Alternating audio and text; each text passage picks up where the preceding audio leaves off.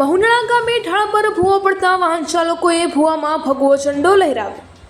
દાહોદ જિલ્લાના થાનપુર તાલુકાના ખોડાસર ચોકડીથી મહુનળા જતા મેન રોડના ઢાળ પર ભારે વરસાદમાં 5 દિવસ અગાઉ ઉતરતા ઢાળને ચડવામાં મસમોટો 3 થી 5 ફૂટ ઊંડો 3 ફૂટ પહોળો ભૂવો પડી જતા વાહન ચાલકોએ તંત્રની પોલ ખોલી ભૂવાની અંદર ભગવા રંગનો ઝંડો લહેરાવી આવતા જતા વાહન ચાલકોને સાવચેતીની ચેતવણી આપવામાં આવી.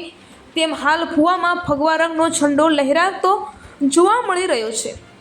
સ્થાનિક લોકોએ તંત્રને વારંવાર રજૂઆત કરવા છતાં તંત્ર હાલ નિદ્રાધીનમાં સૂતું હોય તેમ લાગી રહ્યું છે. ઘોડાસર ચોકડીથી ચિલાકોટા રસ્તો, જેમાં માંડવ, કણજર, કાલિયાવડ, ઉડાર, ટોલરિયા ગામમાં જતા સકડા વાહન ચાલકોને ભૂવાને લીધે અકસ્માતનો ભય સતાવી રહ્યો છે. રાત દિવસ ધમધમતા આ રસ્તા ઉપર ઉતરતા ઢાળમાં અને તળાવમાં મસમોટો ભૂવો પડતા ભૂવામાં વટે માર્ગે ચાલતા લોકોએ અથવા વાહન ચાલકોએ ભૂવામાં ભગવા રંગની ઝંડી લગાવી તંત્રની આંખ ખોલી નાખી છે. ત્યારે સમાચાર પ્રસારિત કરવામાં આવતા માર્ગ મકાન સ્ટેટ હાઈવે તંત્રના અધિકારીઓ તાત્કાલિક ધોરણે ભૂવાની રિપેરિંગની કામગીરી કરશે કે કોઈ વટે માર્ગ અથવા વાહન ચાલકનો ભૂવો ભોગ લેશે. ત્યારે વહીવટીતંત્ર સંફાળું જાગી ભૂવાની રિપેરિંગની કામગીરી કરવામાં આવશે તેવા અનેક સવાલો રોડ ઉપર ચાલતા વાહન ચાલકો પૂછી રહ્યા છે.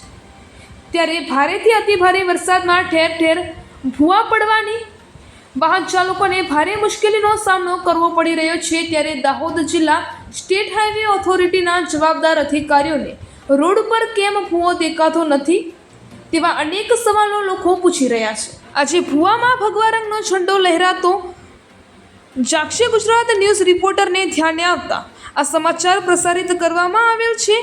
મહુનળા ગામે સ્ટેટ હાઈવે રોડ વિભાગને લાગતો રસ્તા ઉપર તાત્કાલિક ધોરણે ભૂવાની કામગીરી કરવામાં આવે તો જ કોઈ નિર્દોષ વાહન ચાલકનો જીવ બચી જાય તેમ છે.